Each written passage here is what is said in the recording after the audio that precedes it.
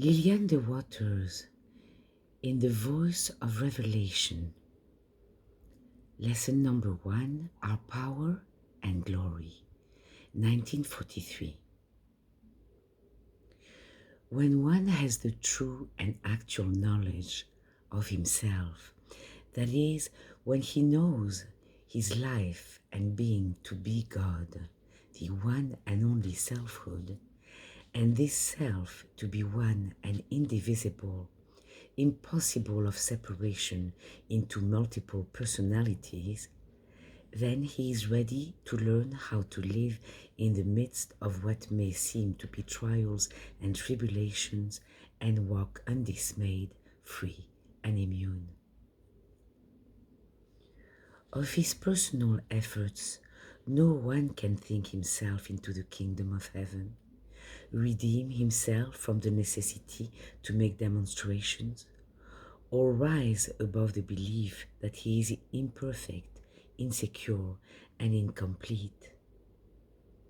Not until one discards everything that has to do with personal effort, personal getting or demonstrating, in fact, everything that has to do with the becoming, will he be able to understand the illuminating I am. Many still need to see that there is no such thing as a personality, nor ever can be. Nor can one be God individualized.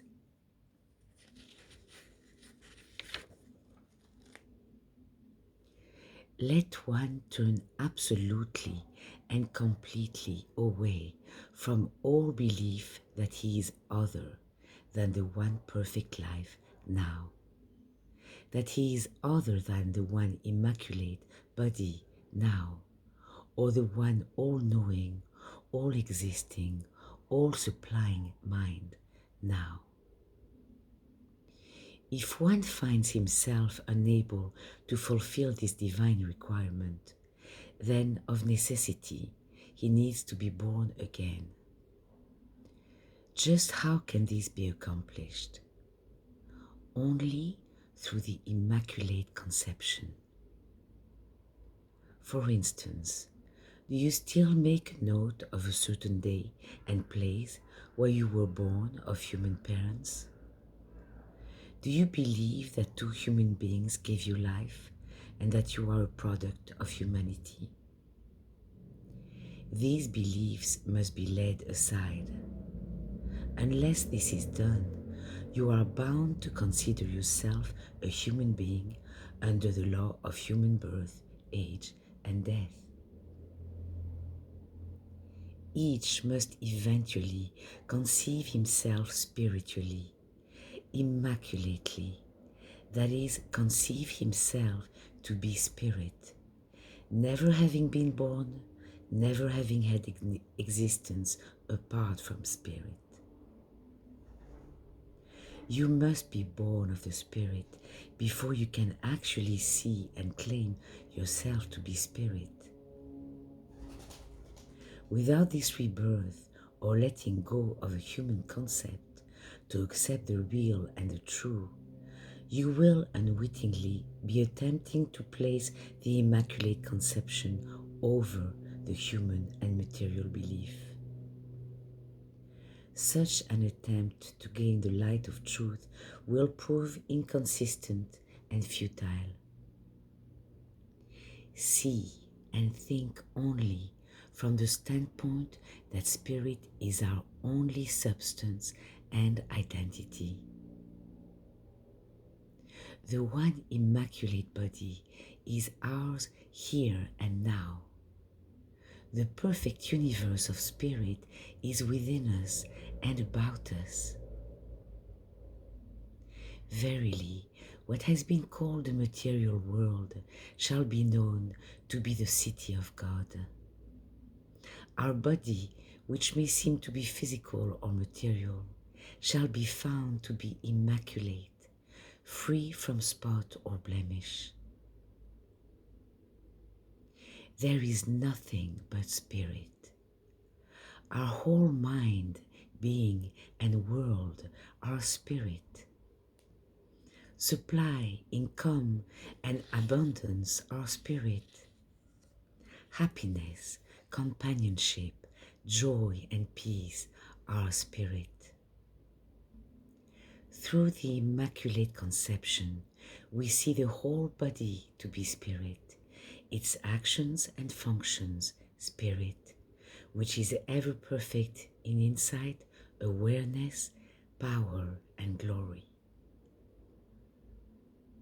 Quotes, I am not come to destroy, but to fulfill. Matthew 5:17. Could Jesus attempt to destroy anything existing in the world of God? No. Could he attempt to destroy anything existing outside the world of God? No.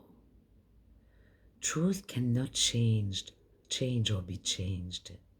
And this truth means that your mind, your body, and your world are perfect, immaculate, free, and flawless, even at this identical moment. Never can you be redeemed or spiritualized by trying in any way to redeem or spiritualize yourself. What is your redemption? To release yourself from all belief and teaching that you are human or material, and identify yourself with God, the one mind, one life, one body, one world alone. From this true and real position, you will be able to see and understand, one, that which is, and two, that which is not. Never accept the belief that the infinite has done all the thinking. Instead, know that you are the infinite, and that you are to accept only that. You are to accept only that teaching which is based upon divine knowledge, insight, and understanding. It is the will of God, the grace and the love of God, that we see and know how to be free, happy, and successful in this very world and at this very time. Truth stands revealed in our experience. Verily, each must be this understanding unto himself, not as a personality, but as the perfect mind itself. Never accept the notion that as you believe yourself to be well, prosperous, or happy, you will become so.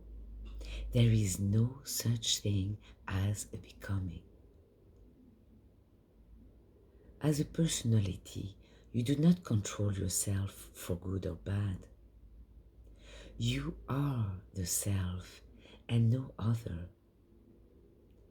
And in you lie the full and complete knowledge and experience of reality and truth. None will attempt to make demonstrations after he discovers his changeless and eternal being, his immaculate self, body, and world.